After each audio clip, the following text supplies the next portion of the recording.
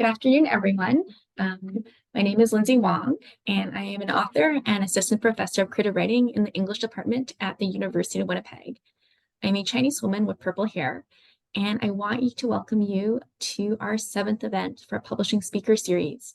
Today, we are featuring a reading and Q&A with an acclaimed author, Doretta Lau.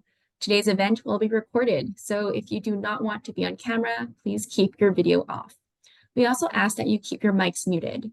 We have a lot of questions submitted already, so we will only turn to chat if there is time. And I want to thank the English department and the research office at the University of Winnipeg for your support of this event. Today, we acknowledge that we live and work in the territories of the Shinabeg, Cree, Dakota, Dene, Métis, and Oji Cree nations. The University of Winnipeg sits in Treaty 1 territory, the ancestral and traditional homeland of Anishinaabe peoples. As a settler of color writer, I am not only committed to honoring and following the lead of the land, water, and cultural protectors of this space, but I also am a constant and forever student of the remarkable stories and the tellings by Indigenous peoples here and around the world. So thank you for the space, and I'm very grateful for everyone for joining us today. And if you feel moved to, please share where you're coming from in the chat on Zoom. So we are very lucky today to have the brilliant Doretta Lau. Doretta Lau started watching horror movies at age 9 and sketch comedy at 11, which was probably why she ended up completing an MFA in writing at Columbia University. She spent her days in New York working in children's publishing and her nights watching musicians work out their inner demons at downtown venues and Brooklyn lofts. As a journalist in Hong Kong, she drank cheap wine at art openings, laughed her way through films of every genre, even ones not meant to be humorous, and discovered while on assignment in Guam that she's afraid to shoot guns and fly planes, and should do it all again just for the stories. In her fiction, her characters receive text messages from their future selves, go on dates with ghosts, recover from childhood stardom, and yearn to be competitive eating superstars. The Atlantic named her short story collection, How Does a Single Blade of Grass Thank the Sun, as the best book of 2014. The title story about a group of kids determined to pull off a heist was shortlisted for the 2013 Writers' Trust McClellan and Stewart Journey Prize. For the sake of the craft, she once lived in a haunted house for 2 months to write her novel, We Are Underlings, about a dysfunctional workplace struggling to open a theme park that celebrates death. In that same vein, she's learning how to bake in order to achieve verisimilitude for her next book, a crime comedy set in the pandemic bubble of a reality baking show. Visit DorettaLau.com to learn more. Thank you so much, Doretta, for joining us today. We're so Thanks so much. Lucky you're here. Thanks, Lindsay, and thank you for everyone for showing up. I'm excited to be here. Yeah, did you want me to start off with the reading or? Yeah, would you like to start off with a brief reading? Okay. So Lindsay was telling me that in class that you read the story, Goddamn, How Real Is This? So I'm just going to read it. It's from the story collection. And I just thought you might enjoy hearing the voice of the writer, kind of compare to how you read it in your own voice in your head when you were reading. So I'm just going to read from the first bit of the story. My future self sends me a text message at least once a day. The latest, hey, Trick-o-Slut, get your man hands out of our hair. I have a Lake Michigan-shaped bald spot forming on the back of my head. Stop plucking. It's starting to look like a penis. Last I checked, there were no Great Lakes of any sort blooming on my scalp, no Superiors or Hurons or Eries flooding my hair. Of late, these missives from the future have become increasingly more abusive. I wonder, when will I flip my bitch switch and hop on this negative self-talk train? In a week? In a year? I'd like to believe this use of misogynistic language is out of character and that maybe I'm being trolled by a bored identity thief. I file the thought as something for my present self to discuss with my now therapist. Another message flashes on my phone. That mole in your left arm you've been ignoring, get thee to a doctor. I peer down. My arm is presenting itself as blemish-free. At times like this, I wish I could send a text to my future self to make clear the murky. I want to address important issues such as, will I die alone? But That technology hasn't been invented yet, or our future selves have circumvented its implementation for the good of humanity. I call my local clinic and explain my situation. This is Franny Sue calling. I can't find this mole my future self is warning me about, but I'd like to make an appointment to see Dr. Chang. I understand, says the woman on the phone. Last week, my future self started blasting me messages about herpes. Today, she escalated to drug resistant gonorrhea. I think she's trying to tell me that my boyfriend's cheating on me. No sex for the hex, I say, unsure how to handle this kind of intimacy with a near stranger. Come at 2 tomorrow afternoon. Great, see you tomorrow, I say, and hang up. Despite this disruption, I still have time before my therapy session to stop by my ex-colleague Rita's house and check on her. Rita has not left her house in months because her future self keeps divining death and destruction. As soon as she thinks of doing something, innocuous activities such as watching a movie or washing her feet, a new text arrives dissuading her from taking action. I pack up some leftover food and a stack of library books, slap SPF 90 sunscreen on my face and arms, and get on my bike. A block from Rita's, I see that chronology purists have purchased a new billboard. Has communicative time travel ruined your life? Our counselors are ready to talk. I think about calling the number listed, but decide instead to stop at a convenience store to pick up additional supplies. The scene indoors is vaguely apocalyptic. The lights are off. Many shelves gape, emptied of goods. Since the text from the future began arriving 9 months earlier, people have been hoarding canned food and toilet paper out of fear that the new technology has sparked end times. I sigh. Spoiler alert, present day peons. It's our appalling behavior that blights our existence. I grab a loaf of bread and head to the counter. The clerk is wearing a bulletproof vest. What if I shot you in the head? I ask. The vest wouldn't do you much good then. Do you think you're the first to ask that, smartass? My future self has already pointed that out to me. Thank you very much, he says. How does the store stay afloat with the scratch and wins? I ask, motioning to the bare strip of space under the plexiglass countertop. 3 months ago, the government suspended all forms of gambling. I missed the surprise of running a toonie across a scratch card, that sick joy of self-inflicted failure that's preceded ever so briefly by hope. That'll be $10, please, he says, pointing to the bread. Okay, I'll stop there. And also that joke was funnier when inflation wasn't so bad, when it was not cool that bread was $10. I mean, it's still not cool that bread is $10, but yeah, when I wrote it in 2013, bread wasn't like reaching the $10 price tag. But anyhow, I feel like you predicted the future with that story in a way. And it's so fitting because the narrator is texting her future self. And I love that story. I think it's just so funny. And you're able to just do so much world building in that contained space. And we were actually talking in class about how does a writer come up with a voice for a short story? How do you know when to start? And how do you write spec fiction, right? When you have so little space on the page. I know I've given you like a lot of questions, throwing them at you. But the voice of the character, could you talk more about the narrator and how you came up with that?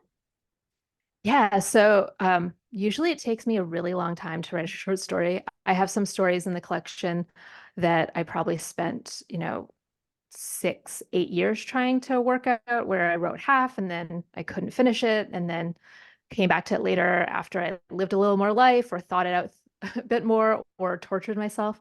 But in the case of this story, I had been asked to do an event called Literary Deathmatch, and it was in Hong Kong. And so there was going to be 4 of us, and we would read stories, and people would vote, and there'd be all the stuff. So the original story had to come in at like a certain time. So I think I had capped it at like 1,000 words or something like that. And I had been at brunch with a friend who's also a writer, Amber Dawn, and we were just chatting. And I don't know, I was just saying something about like future selves and text messages. And then I was just like, oh, yeah, I need to go home. I need to go write the story. And I actually just sat down and wrote it in one straight shot for Literary Deathmatch. Later on, I went back and I made some changes, but I just kind of heard in my head the kind of first line of the story, which happens a lot. I either hear a first line or I see the final scene, and then I just have to figure out a way to right from that first line or right towards that final scene. And then in terms of world building, I think for something like spec fiction, what's so useful is we have an entire universe of realist things that form a base. And if you hold on to those certain things and you add the little strange things in it, that is the kind of thing where you build on top of the world that everyone already knows. You can rely on a lot of times tropes, like, time travel is a trope. So we come to it in our culture, the way we read in English, with kind of like sets of expectations when we're reading narrative. And so if you kind of look at those rules and you figure out the little things that you can break, that's kind of like where the world building comes in. So, it's just like, what are future selves? Why are you getting text messages from the future? What are chronology purists? All those little things where it's just kind of like the real reality that we experience every day. If it was just like, what's the like slightly different thing? What's the thing that's throwing it off that has that sense of mystery? But using terms that we understand as readers. And I think that that's already like the entire kind of breadth of literature does that work for us. And as readers then and writers, we're able to just take from that. That was such a good response. I love that idea of think of an image and writing towards it, right?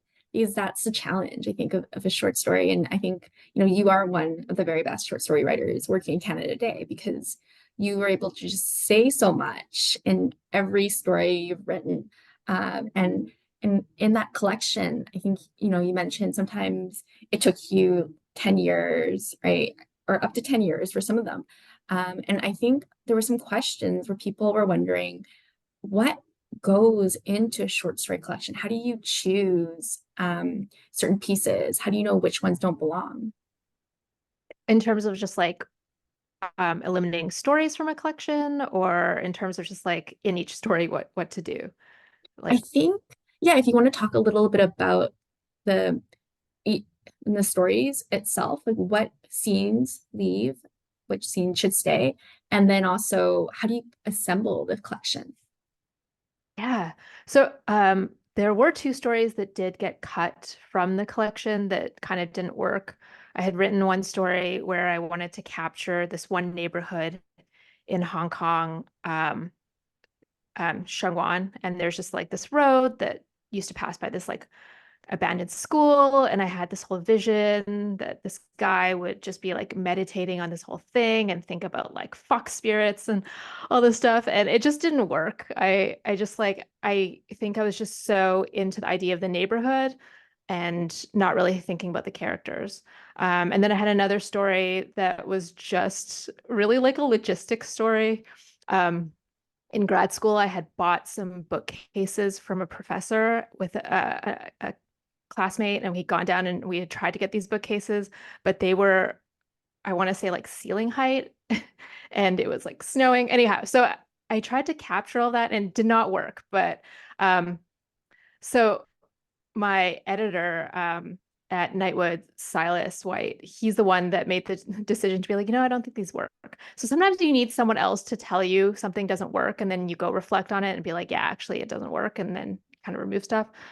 And then in terms of like the stories themselves, um, I know like some people can write like a lot and then kind of edit down. And I feel like I'm like a pulling teeth kind of writer where I like start building a sentence and then I build the paragraph and then I like slowly build out from there.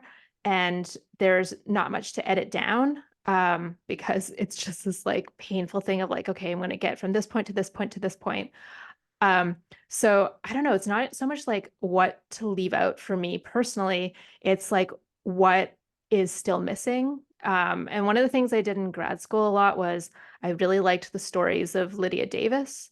And they're kind of like a lot of them are really like, tiny and compact. And so I experimented with like how little can you put onto the page and still have it make sense. And so I think that that kind of like contributes to this sense of like world building being really just like thorough, because I've thought a lot about like, okay, how little can you tell someone and they can still get from point A to point B and feel some things and understand some things. And so you're not being inundated with too much. And also, hopefully, you're not left with like too many of the bad questions. Like there's good questions where you go away and you like ponder life and you think about philosophy and you think about your own writing and what you like to read. And then the bad questions are kind of like, oh, I don't understand what happened. So try to avoid like the reader leaving with bad questions and just like going off and feeling like the world's more expansive. I love that. Just thinking about bad questions and good questions and the reader experience. So your work, you're a very acclaimed writer whose work is just so funny. It's contemporary. It's very imaginative. And you've written short stories, journalism articles, reviews, and now long form fiction and TV. And how do you navigate all these multiple genres? We have students here who are jumping genres. I jump genres. So how do you do it all?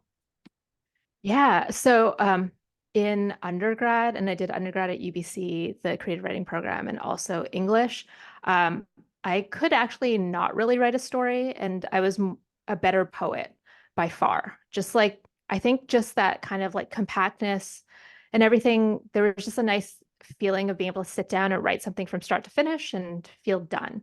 Um, and then I was working for a couple of years before I was thinking about going back to grad school, and I was working primarily as a music journalist. So I was following local bands in Vancouver and just trying to really kind of infiltrate a scene, see the culture. Was really interested in how like scenes build around um, people's like interactions with culture.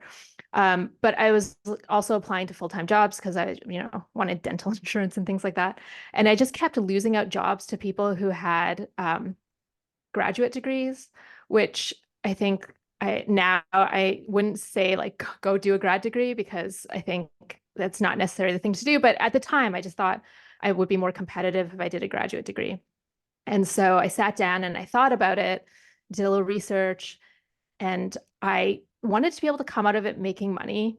And so I thought, well, for sure, with poetry, it's quite rare for someone to make a lot of money being a poet. Like some of our greatest like poets, writers, they have teaching positions. And then you have other poets that are like almost like on a Taylor Swift level, like Rupi Kaur, but like Rupi did not exist at the time I was applying to grad school. So, and Instagram didn't exist and all those things. And so I just made this decision. I'm going to do fiction at Columbia, or fiction. I applied to schools in New York. I also had a fantasy of living in New York. So that's all kind of how that happened. But I guess the thing is, whatever you're interested in, you just kind of find your voice in all the different genres that somehow you always kind of sound like you. It's harder sometimes with journalism because the point is you're supposed to sound like the publication a lot of times, and you're not supposed to sound like you. But I felt like the way to get around that is you write about the things that you're interested in for journalism, and then it's kind of like your brain filtered through someone else's kind of like style and voice. And but yeah, really, I think it's just like whatever genre you're interested in. If you just really think about the things that you enjoy reading and how you think you sound, and to not let other people tell you how you're supposed to sound, but that you're doing it so that you can express the things that are important to you as a person. I think that's how you really navigate it. That um, the genre doesn't matter so much. It's really like your kind of self-expression is the thing that matters most. And then from there, the kind of limits of each genre or the rules of each genre make you sound the most like you, if that makes sense. I find that having those like boundaries help um, cut down on like how lost you can be when you're making work and really just like focuses things. Mhm. That's a really good response. And I'm glad you mentioned Columbia and MFAs and things like that. Do you think it's helpful for writers, emerging writers to do an MFA? Was it helpful to your writing career?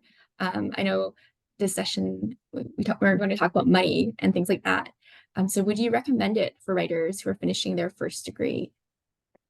I would say don't jump immediately into a graduate degree. Go get a job, live your life. If you don't necessarily have to work immediately, like travel and work, look into those work holiday visas where um, you get to like live a little because I think there's only it's like that thing where they say, oh, write what you know. And then there's people like, oh, like that's like bad advice. But the thing is, I think the more we see, the more we have to write about. I think a lot about the TV show Girls, that was written and directed by Lena Dunham.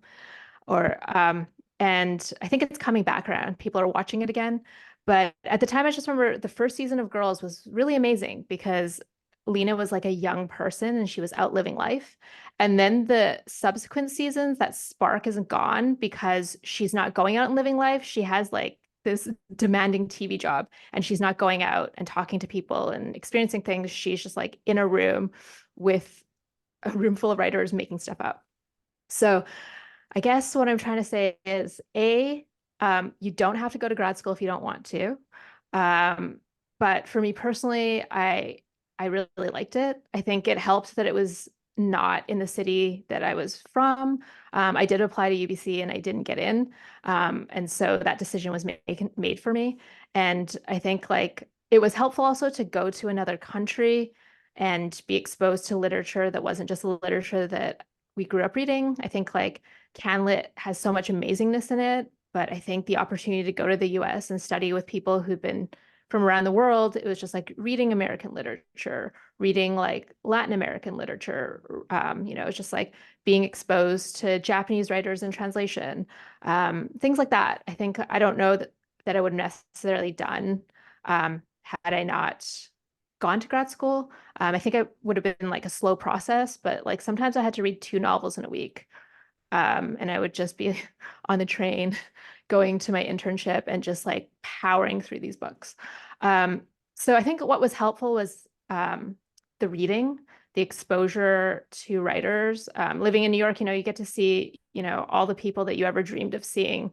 I just remember getting to go see George Saunders and being frightened to go see George Saunders because what if he wasn't as like kind and beautiful as he was on the page, and that in person he was like not delightful. And I was in class with a writer named Karen Russell, and so the two of us we went to go see George Saunders, and it was amazing. And he was like great, and it wasn't terrible. But I think like I think the grad school decision also comes down to, does the city offer you more? Like, are you going to have access to training, jobs, people, places, things that you would never be exposed to in the city that you're currently in? But at the same time, it's just like life is so expensive now that like I would not recommend anyone do an MFA unless the school was paying your tuition. Like, don't go unless you're going to have a scholarship, unless you have the funds to pay it out. Like, it's not worth going into debt for. Yeah, that's really good advice. Now I'm nostalgic thinking about my own grad school experience. Yes, you have to read so many books. Sometimes they give you 4 a week, right? And then you have to like go to class and workshop. It's a lot of work and internships. You mentioned, and you also worked in children's publishing. How does one get into that field, especially if they live in Winnipeg and they're not in a big city?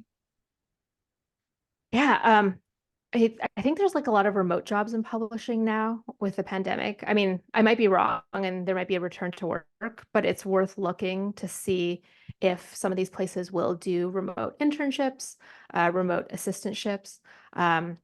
It's a lot. I want to say it's probably slightly harder coming even from just like Vancouver, for a children's publishing job.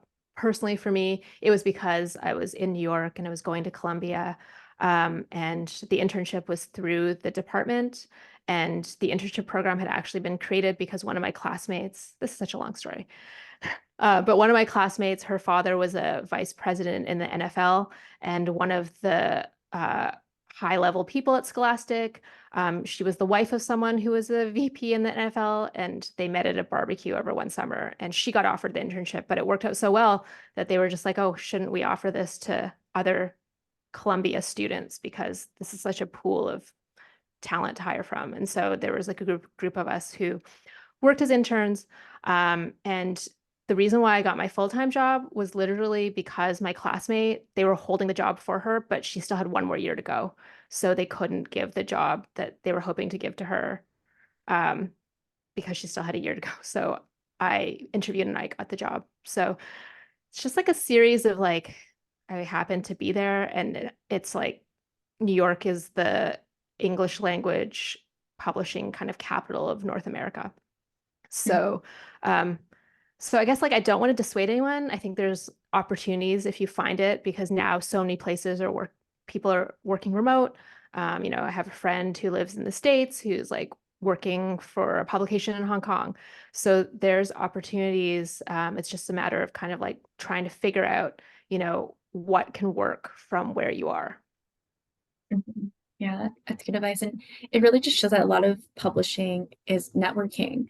And unfortunately, who you know, because it's such a small world. And I think grad school provides a lot of those connections if you're able to go. Um, so like speaking, I guess, of publication and things like that, we've talked a lot about, the publishing and interning side. So how do you have a literary career after graduation? So you and I are very different with different approaches. I'm very introverted, right? So I ended up pitching my agent online. But you have this really fascinating path where to how you were able to get published and how you found that agent. Can you share that story with us? Okay. All right. So I hope that you're all very patient, because for some of you, you might graduate and you might be the first person who publishes within like a year. There's those people. I was not that person. I finished, and I started just kind of like publishing like one short story like every like year, 2 years, in literary journals in Canada. So I'm forever so grateful to literary journals in Canada, because my first publication ever was in a publication out of Vancouver called Subterrane. And so I just like slowly do this. And so I was like working on stories. I had moved to Hong Kong and probably maybe had published like 4 or 5 stories by the time I'd moved to Hong Kong, just in journals. And I just came to the point where I was just like, what am I doing with my life? I've moved to Hong Kong, I'm working in journalism. It's fun, it's like sometimes I would have like $20 in my bank account, but then I would go to some ridiculous party where there's like free flowing champagne and like some famous musicians playing, and it's like an exclusive party, but I'd be like broke. And I was just like, I don't want to be broke forever. This seems silly. Um, I think that at the time I was just like, I think the thing that could help me out of my situation is if I could get a book together. And, I had like tried writing novels at the time, like young adult novels were huge, and I had worked in children's publishing. So I'd started all these young adult novels. I had partnered with a friend named Annie Choi, who's like a nonfiction essayist, and we tried to sell a YA collection through her agent. Um, so none of this was working. And I was like, if I could just finish a book, maybe my life would change in some way. My career might change. And so I just sat down and was just like, I took out all those short stories that I wrote in grad school, and some of them were half finished. Like I was saying before, I would just like start half and then not get to the end, have all these things that didn't work. And I was just like, if I just wake up at 5 a.m. every day for an entire month and finish a story, maybe finish the next story and finish the next story, I could have a book and I can move on with my life. So I was like working on the stories, and I was like researching agents. And so I finished the title story. That was the first story that I kind of completed when I decided I was going to write a book. Just like finished it over the course of the month. It got rejected like 6, 8 times. I have a whole spreadsheet. I used to do this presentation called like Don't Let Your Stories Languish, How to Submit to Literary Magazines.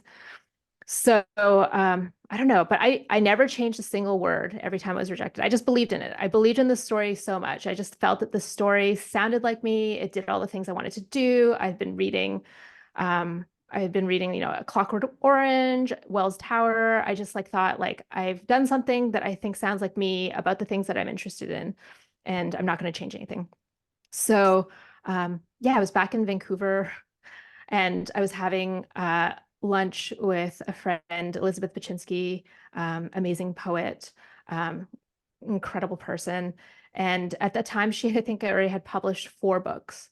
So we were just like talking about her work, and I'd kept up. I'd read all her books, and she was like, "Oh, what are you working on?" So I sent her, that story I had written and a couple others. And I was just thinking, I was just sending it to her, just because we're keeping up with each other's lives, work, and things like that. And then she wrote back to me a couple weeks later, and she's like, "Can I send the stories to the event fiction board. So it's Event is a publication out at Douglas College out here in New Westminster. So then shortly after that, the fiction board, Nikki Reimer, who I think was either the editor or fiction editor at the time, she reached out and said, we would like to publish How Does a Single Blade of Grass Thank the Sun? So that was all super exciting. It got published. And then around that time, I got an email from Silas at Nightwood Editions, and he was just like, do you have a book?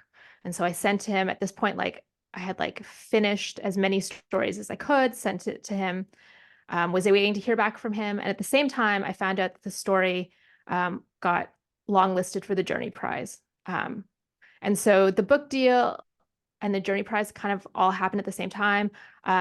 Like I couldn't tell anyone about the Journey Prize, so I got offered the book deal 3 days after that without Silas knowing that I had been longlisted, and then it ended up getting shortlisted. So that is how I got my short story collection book deal. How I got my agent is I had actually sent out packages to maybe like 10, 15 agents with the story collection. Karen was really kind. She had told her agent to read my collection. And then I guess I got the book deal and I was just like, I don't need an agent. It's a Canadian short story collection, small press. I'm just going to go with the book deal. So that's how that happened. How I got my agent was literally from a job. So I showed up in Hong Kong. I was looking for work. I thought I was going to just be teaching English and writing stories, but because I had the journalism background, I applied for a job at Time Out Hong Kong to be their arts and culture editor. And it just so happened that the person who was sitting next to me, the Around Town editor, her name's is Beret Lam. We just like got along really well. We stayed friends. She moved to New York. She started working for Freakonomics. She helped them get their podcast started. And then she moved over to The Atlantic as an editor.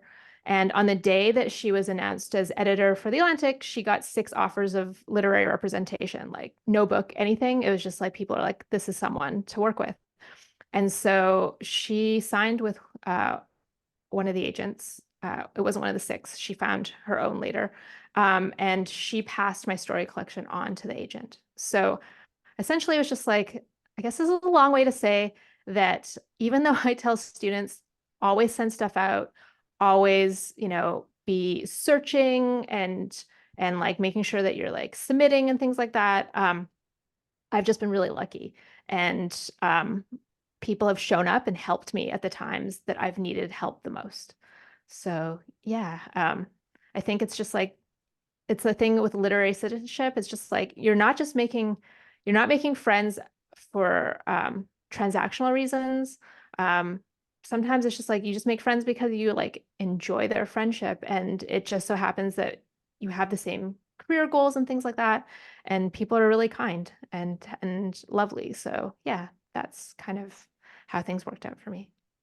I always love hearing that story because I find it so inspiring, and it's really just about luck, timing, but also just genuinely making friends in the community. So how do you network with people without it coming across as transactional or awkward? Because I know a lot of writers are introverted or they're shy and they just don't know how to approach someone, because you go to all these events like festivals and conferences, and there's always an aspiring or emerging writer trying to chase after a more established writer who is like running from the hill, like running away. They're like, no, stay away. So how do you do that naturally? Um, Honestly, I think it's not about chasing after established writers. I think the thing is, friendship starts in the classroom with your fellow writers. It starts like with other people who are just like starting out with you. Like all the people that I've brought up, it's just like some of you may have read their work, but like they all started at the beginning of their careers too. And I just happened to be starting my career at the same time they were starting their careers. We were studying together.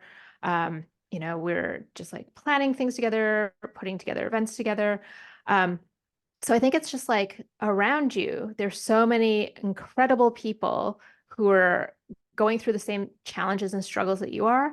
I think like it's not about kind of like chasing after like someone super, super famous, and hoping that they're going to change your life. It's just like your life changes on the day to day through the people that you're genuinely friends with, that you genuinely are working with.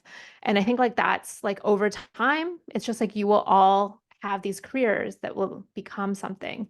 It's just like, one of my oldest friends, I met at a zine fair in 2002. So I was just like, I happened to be in Toronto because a friend was just like, do you want to go on a road trip out to Toronto? No. Yeah. How did we end up there? No, New York. Wait, I'm conflating things. No, I like went and stayed with a friend out in Toronto. There was a road trip to New York, and that was something else. But it, I was just there, and there was this like lovely person selling poetry chapbooks and zines. Got to talking to her, and that was Sue Vankam Thamvangsa. And yeah, I've just like known her from when she was making these like incredible zines. Her voice was like so strong. And yeah, it's like, I don't think like if I did not know her now, I would ever just like go up to her and be like, let's be friends. Like that would feel strange. But we've known each other for 20 years. So it's really just kind of like if you go out into the world and find other people who are at the same stage in life as you are with things, and it's like together you're going to just like nurture each other and build each other up and be there for each other and be a community.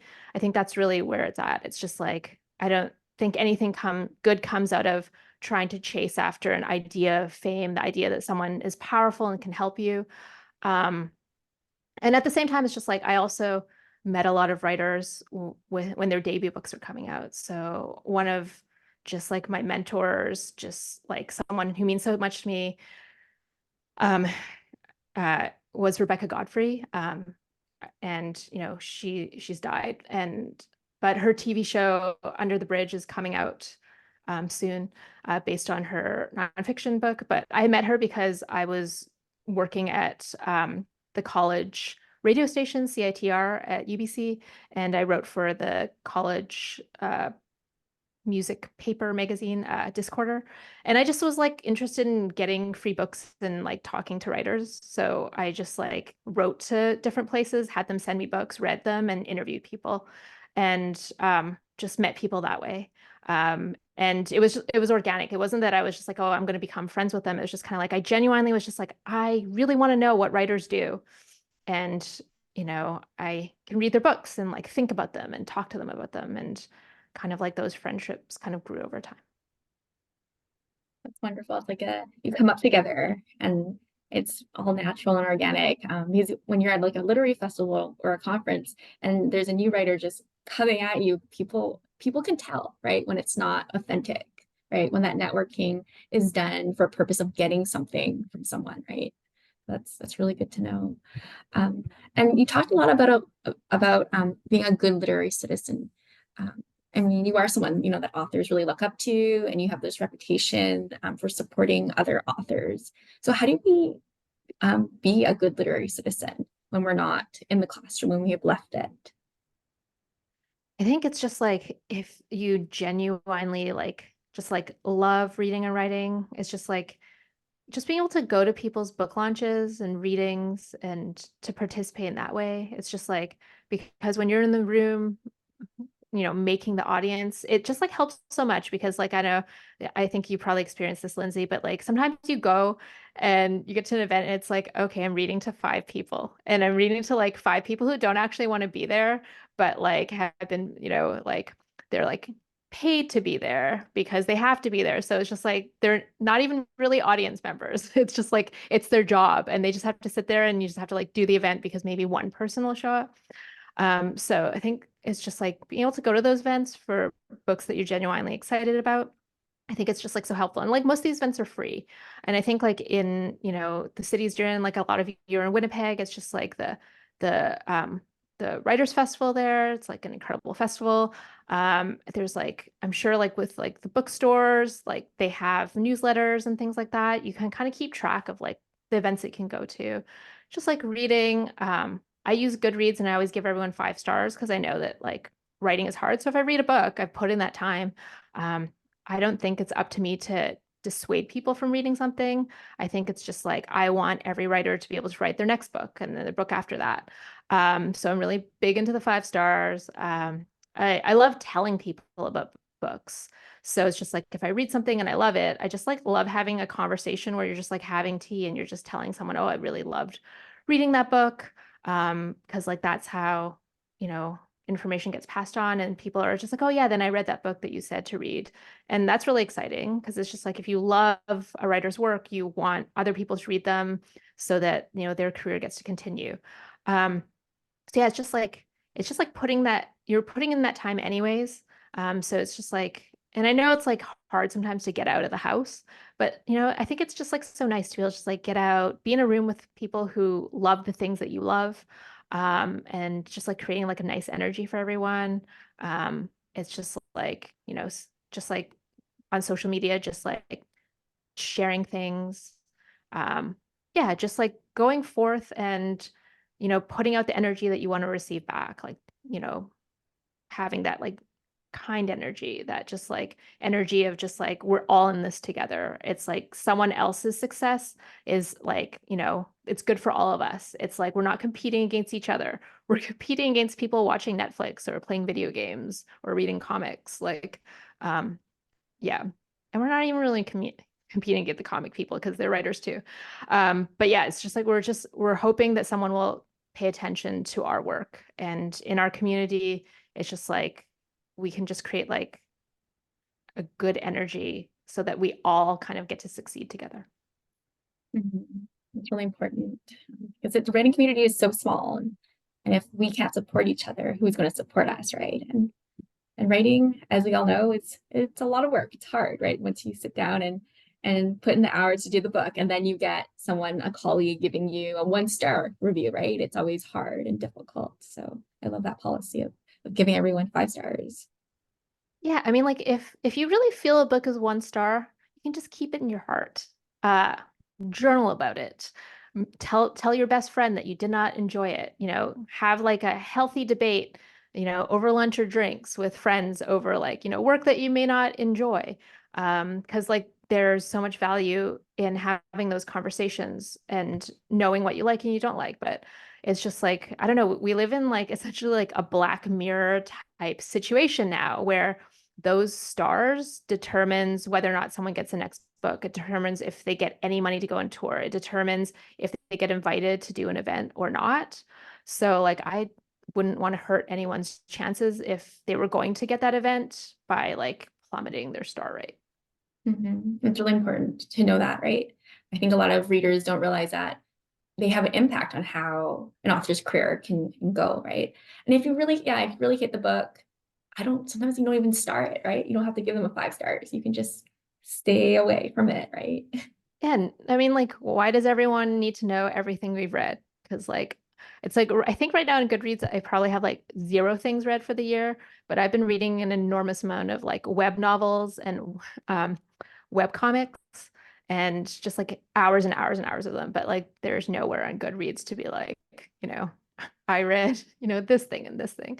Just like, um, so yeah, like it's unnecessary, I think, to put out that kind of negativity.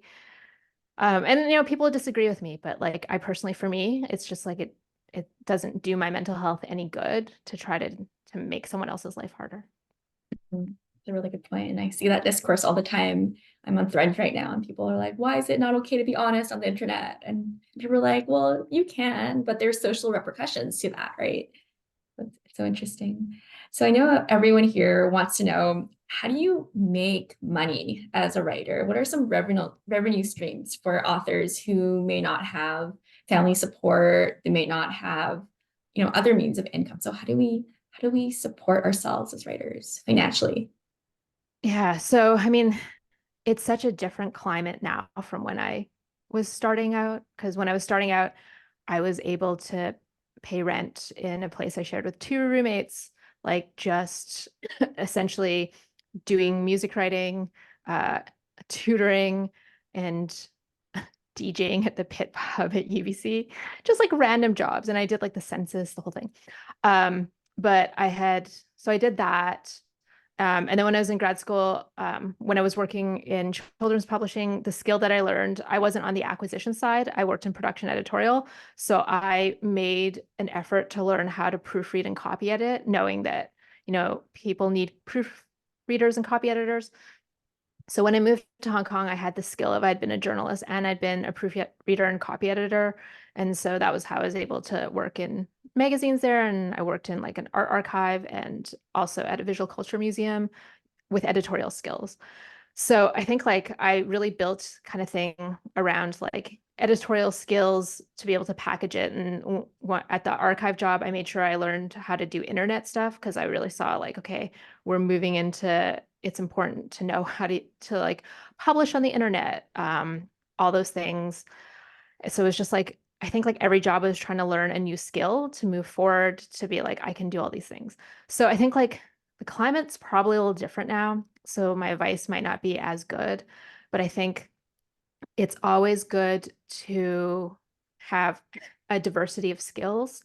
I think, for instance, it's just like if you're interested in the sciences, like if you do a minor in science, you know, there's a need for science writers. I worked with Greystone Books for a very long time, and just finding people who have a science background who write beautifully about science, it comes together. Um, so there's that. I think also we've entered this stage of like late stage capitalism and the internet where you can do a lot of things that are, what's the term for it? Passive income. So you can build things to sell off a website that's like courses, journals, things like one-offs, like if you design stuff, if you draw, things where like you do the work one time and then you kind of put it up there for sale and then you do marketing and things around that. I know this is all not super helpful, but I think this is just like kind of like the day-to-day survival. But for your long-term goals, I think right now in the climate we're in, the most important thing is to um, be a person who owns your own intellectual property. So because there's so many streamers, and like I don't know, it's been tough because there were like a bunch of strikes and like a bunch of layoffs and things like that. But if you own your own intellectual property, that's like, that's why it's important to write that novel, and to own the rights to it. That gets spun off into so many things. So it's like for screen, and you hold back things for things like podcasts, for like board games, for video games. So I think like the long game as a writer is to create just content, to write those books, to have things that can be adapted for film, for TV.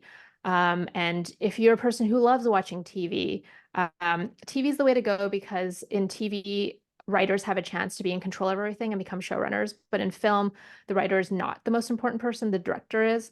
But in TV, like it's impossible for a director to direct like, 10 episodes a season. So the writer actually ends up running a lot of things. So I don't know, this is like a long, convoluted way to say it's important to be trained to be able to do a day job that can pay your bills and to always make space to write that novel, to make that big thing. Because that's how I get to do what I do now. I wrote the novel. So at some point it's just like it's like that. It's like the IP around that is like what's allowed me to like break into other things. So I don't know if that's like so helpful because it's like really just like, oh, we endlessly have to work. But I think the goal really is to just like write that novel that you've been wanting to write, because that opens doors. No, that's like it's a realistic way of looking at it because, no one forces us to write unless you're on deadline. And even then, in order to get the draft done, we have to find a job that allows us to pay our bills, but at the same time gives us that time to get things done, right? And I think what you have to say about IP is so invaluable because you're doing the novel now, and I don't know if you're allowed to talk a little bit about the TV show that's in the works. I don't know if you can share a little bit about it, and like how did you get into screenwriting? How do you option your work to a producer or studio? And what was the whole process like? I remember I got some great text updates when the pandemic first started. I think we were both in Burnaby at that time in Vancouver, and I remember just being so excited for you when I heard the news. Yeah, so things haven't been announced yet, but essentially, this is the way that I went about it. Is I'm just very lucky that I have amazing representation, and my agent got a co-agent who does screen. So I have a literary agent in New York, and then I have a screen agent who's in Hollywood. And the book sold, and then um, we didn't have to wait because I was saying there's so many streamers now. They're trying to find content from the moment there's manuscripts floating out there. So now they're just showing unpublished novel manuscripts that have been picked up for publication to producers, to networks, and to studios and things like that. So yeah, I just thought that for me, I would get to essentially skip 10 years of a career, that I would not have to go to film school, that I would not have to, be a PA. I would not have to go through the system, start at the bottom of a writer's room if I stood my ground and said, if I let you option this, I have to be a writer on it. And there's people, I met with a bunch of people. There are some people that gave offers and refused to give an offer to write. So I just stuck it out and waited for someone to allow me to be a co-writer and a co-executive producer on the project. So it was partially luck, but partially like I did a lot of research. I read through, I had a sense of what was going on in the industry at the time. And I knew that what I was asking for wasn't too out of the ordinary. I'd seen that there were other writers who had gotten trained by holding on to their IP and insisting on, writing, becoming, showrunners in the second season of their series. So I just thought, like, if I just say this is what I want and communicate this desire to my agent, and he will communicate this to everyone, and they can decide whether or not they want to do it or not. And in the end, the people I partnered with originally, they said the network doesn't want you writing it because you've never written anything. They found me an amazing partner to write the thing with, and we're like starting to write the pilot now. So yeah, it's just I think if you set out knowing exactly what you want and you do research around it, it gives you a really good opportunity to, in negotiations, to just like stand your ground and also not be delusional, because you have to actually know like what you can ask for and like what might be a reach. And on top of that, I also have like a lawyer. So it's just like you need to have your team of experts to guide you through the process of something that you've never done before, and to be able to trust their advice and make decisions around that. Yeah, that's really good advice because the world of literature is so different than TV writing, right? And you have to be able to trust your representation that they're going to take care of you. We've had this conversation a lot. You're always telling me about my age. And I'm curious about if you could tell us a little bit about your next book. I know the novel is tied into TV and that's forthcoming. Can you tell us a little bit about the book and your inspiration for writing it? And how is it different than writing a short story collection? Yeah. So I sometimes joke that my job at the Visual Culture Museum was an embed project. Like I was doing like embed journalism where you kind of like ride along for a day, a month, a year. So I did that. And as I was in the process of, working in something that I wanted to do so much because I love going to museums, I love art. Um, just seeing behind the scenes, and it was like a super bureaucratic project. And one day I was just like, what would happen like if we were about to open and like someone important who signs paper dies? And so I just like thought about that. And so I just came up with a kind of a weekend at Bernie's plots. So instead of an art museum, it's a theme park that's devoted to dying, death, and the afterlife. It's set in Hong Kong. They're 10 weeks from opening. And then their executive director dies. And instead of reporting that he's dead, yeah, they pull a weekend at Bernie's. And so it's like kind of this insane thing where the main character is just like helping this process of reanimating this dead body to move around and to get to the goal of opening this theme park on time. And yeah, it's just like the process of it was I like had the image of it. I wrote like 10,000 words just like randomly, messily, without thinking about it. It was so different from short stories where it's like I write every sentence painfully. I was just like, I just have to like do this. And then I used two different books, one called Superstructure by James Scott Bell, and another book called 22 Steps by James Truby. And I created kind of like a super like structural map things. And I just like mapped out the entire novel and started taking the 10,000 words and slotting them into the parts of this kind of like big map. And then I would just like sit down and like write one paragraph at a time through different parts of the map. So I would just jump around. I'm not like Zadie Smith. I don't write that beautiful first sentence and like take it all the way to the end. I'll be like, I have the first chapter, I have the second chapter. I'm going to write like the last chapter. I'm going to write this like one scene here. And just kind of built around that. And yeah, the major difference was I knew that I couldn't hold the whole book in my head from start to finish the way you can do with a story. And so for me, I just had to map the whole thing out. Not everyone loves mapping everything out because it's like too kind of like rigid, but I just needed to see that I could go from beginning to end. And there was like also, even with the map, like there was like, I want to say like a good third of the book where I was just like, how do people write this part of the book? Like, what do you have to fill it up with? I was just like blank chapters of nothingness. And so I relied on the things that I do in short stories where people think a lot about things, which I don't think my editors love, but like I love it when a character just like sits and watches TV. So there's a lot of sitting and watching TV, thinking about books, things, while there's this like crazy murder mystery plot that's happening. I love that. I'm so excited to read the novel. I think it's going to be great. And I'm so looking forward to the TV show. We have like a minute. Would you be up for a lightning round? Okay, let's do it. Let's try it. Okay. Being a writer in Canada is like fill in the blank. It's like being a chameleon. It's just like we're able to kind of do all kinds of different things because no one really knows outside of Canada what's Canada is like. So we can make the kind of literature we want to make. Great answer. Favorite writing snack or drink? Oh, um, I drink a lot of tea. If I'm Lincoln crunch time, a lot of Diet Coke. Diet Coke. Yes, I have that problem. What are some books that you wish you had written or something that you really admire or envy in other writer styles or writing habits?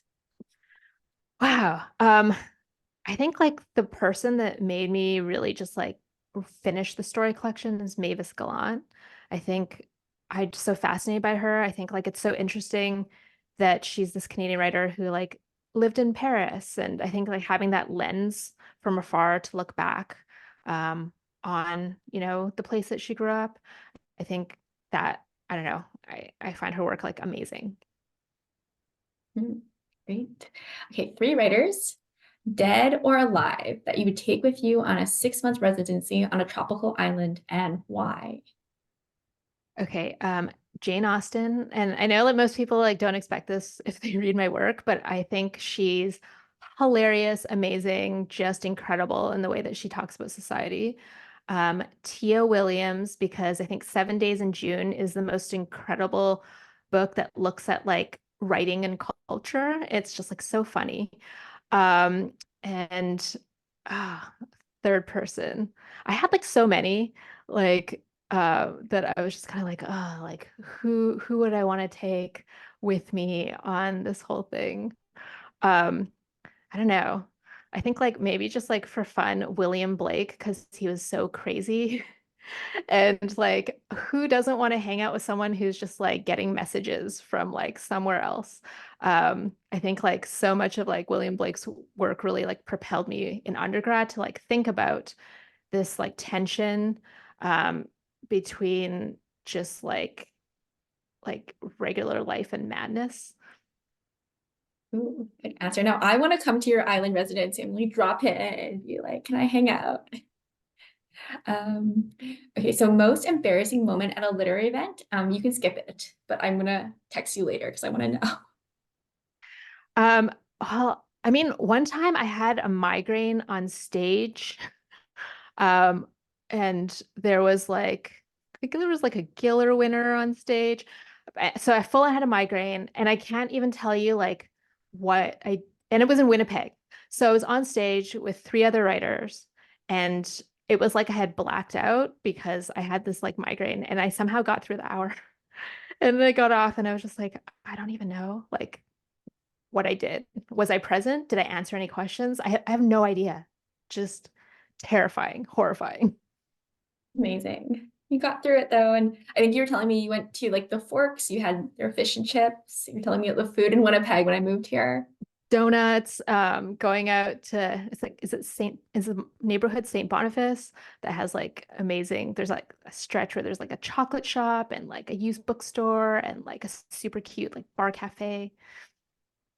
Okay, I still have to find that. I don't think I found it, but my students will know. And last one piece of advice for aspiring writers.